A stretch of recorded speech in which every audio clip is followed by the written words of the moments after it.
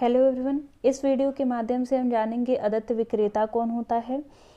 तो कोई भी ऐसा व्यक्ति जिसे पैसे नहीं मिले हैं, अब कोई भी ऐसा पर्सन जिसको पैसा नहीं मिले, सब लोग तो अदत्त विक्रेता हो नहीं जाएंगे।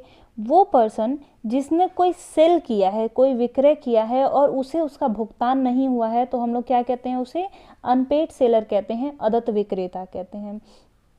अदत्त विक्रेता एक तो आपका सीधा सीधा विक्रेता भी हो सकता है, दूसरा कुछ लोग ऐसे होते हैं जिन्हें माना जाता है कि वो अदत्त विक्रेता हैं। जैसे एक तो आपको फुल पेमेंट न रिसीव हुआ हो तो भी आप अदत्त विक्रेता हैं, दूसरा आपको पेमेंट तो हो चुका है किसी इंस्ट्रूमेंट के माध्यम से, किसी विनिमय साध विलेख के माध्यम से, लेकिन वो विनिमय साध विलेख आपका एक्सपायर हो जाता है, चाहे डिसऑनर हो जाता है। डिसऑनर का मतलब होता है हिंदी में अप्रतिष्ठित हो जाना। जैसे मान लीजिए ए और बी हैं, बी ए के यहाँ से कुछ सामान खरीदते हैं और उसके बदले में उनको चेक से भुगतान करते हैं। चेक से भुगतान किया, ए ले जाते हैं बैंक में और उस चेक को दिखाते हैं पैसा रिसीव करने के लिए। बैंक वाला इन्फॉर्म करता है कि बी के बैंक में एक भी रुपया ही नहीं है, हम कैसे उसको पेमेंट कर सकते हैं। तो उस समय क्या होगा, चेक आपका रिजेक्ट हो जाएगा, पेमेंट उससे नहीं मिलेगा। उसको हम लोग बोलते हैं डिसऑनर ऑफ निगोशिएबल। जो आपने इंस्ट्रूमेंट से पेमेंट किया है वो अप्रतिष्ठित हो जाता है, उससे आपको भुगतान नहीं प्राप्त होता है। उस स्थिति में वो जो सेलर है उसे हम लोग बोलेंगे अदत्त विक्रेता।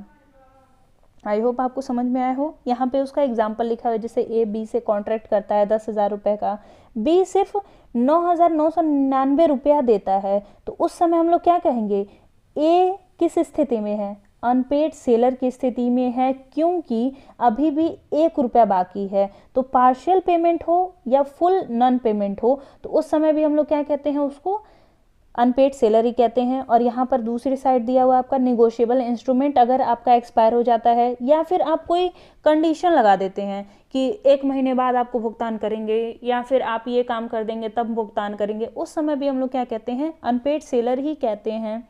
अगर कोई पर्सन अनपेड सेलर है तो उसे 2 तरीके के अधिकार मिले रहते हैं। एक आपका रहता है राइट अगेंस्ट गुड, दूसरा होता है राइट अगेंस्ट बायर, यानी कि क्रेता के विरुद्ध अधिकार, वस्तु के विरुद्ध अधिकार। तो वस्तु के विरुद्ध 3 अधिकार मिले रहते हैं आपको, right of lien, right of stoppage in transit और right to resale. Right of lien का मतलब है ग्रहणाधिकार। ग्रहणाधिकार से आशय आपका है कि माल को मूल्य वसूलने तक अपने पास रोक के रखना, retain good in possession with reseller, यानी कि सेलर अपने पास रोक लेता है, जब तक मुझे उसका भुगतान नहीं होगा तब तक मैं सामान को नहीं भेजूंगा। और इसमें क्या होता है, सामान आपके अधिकार में होना चाहिए, आपके पास वो होना चाहिए, तभी आप राइट ऑफ लाइन कर सकते हैं। अगर वो आपके पास से हट के कहीं चला गया है तो उस समय जो अधिकार प्रयोग किया जाएगा उसे हम लोग बोलते हैं right of stoppage in transit. Right of stoppage in transit का मतलब क्या है, रास्ते में माल को रोकना। मान लीजिए आपके पास वो माल था तो आप ग्रहणाधिकार का प्रयोग कर सकते थे। आपके पास से वो माल निकल के मतलब आपकी फैक्ट्री से निकल करके वो कहीं और चला गया है, तो उस समय आप क्या करते हो, वहां पे रोक देते हैं। Good in with carrier not in seller buyer is insolvent, यानी कि जैसे आपने सामान भेज दिया था, बाद में आपको पता चलता है फ़ोन से कि मुझे उसका पेमेंट नहीं मिल पाएगा, तो उस समय आप क्या करते हैं, रास्ते में जो आपका कैरियर है, चाहे जो ट्रक वाला है, उसका फ़ोन करते हैं, बोलते हैं कि वहीं पे माल को रोक दो, जब तक वो भुगतान करते हैं, अभी 2 घंटे बाद करेंगे, 2 घंटे बाद तुम माल लेकर के जाना। तो उसको हम लोग क्या बोलते हैं, right of stoppage in transit. और तीसरा होता है राइट टू रीसेल, यानी कि एक अदत्त विक्रेता के पास पूरा अधिकार रहता है कि वो उस ट्रक को वहाँ से घुमा करके किसी और को ले जा करके बेच दे। आप 2 घंटे बाद पेमेंट करेंगे, 2 घंटे बाद आप पेमेंट करिएगा, हम आपको दूसरा माल भेज देंगे, इसको मैं किसी और को भेज दे रहा हूँ। तो उसे हम लोग बोलते हैं राइट टू रीसेल, यानी कि पुनः विक्रय करने का अधिकार भी उसके पास रहता है अदत्त विक्रेता में। फिर है राइट अगेंस्ट द बायर, यानी कि क्रेता के विरुद्ध कौन कौन से अधिकार रहते हैं। तो क्रेता के विरुद्ध 3 अधिकार उसको मिले हुए हैं। एक तो वो कीमत के लिए क्रेता पर केस कर सकता है।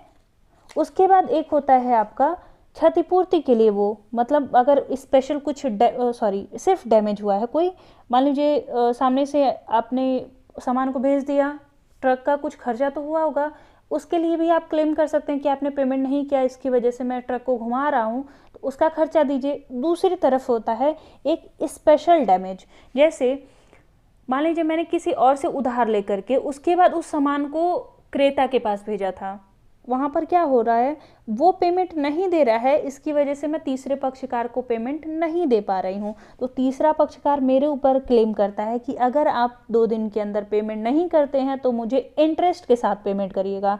तो मुझे क्रेता की वजह से, यानी कि दूसरे पक्षकार की वजह से लॉस हो रहा है, जो कि मैं तीसरे पक्षकार को देने वाली हूँ। तो उस समय मेरा स्पेशल डैमेज हो रहा है, विशिष्ट तरीके से क्षति हो रही है। तो उस क्षतिपूर्ति को पूरा करने के लिए मैं उसके ऊपर क्लेम कर सकती हूँ कि आपकी वजह से मुझे इतने लॉसेज हुए हैं, आप उसकी रिकवरी करिए। आई होप ये सारी चीज़ें आपको बहुत अच्छे से समझ में आई हों। इससे रिलेटेड जो भी क्वेश्चंस होंगे वो हम लोग नेक्स्ट वीडियो में पढ़ेंगे। मिलते हैं नेक्स्ट वीडियो में, तब तक के लिए धन्यवाद।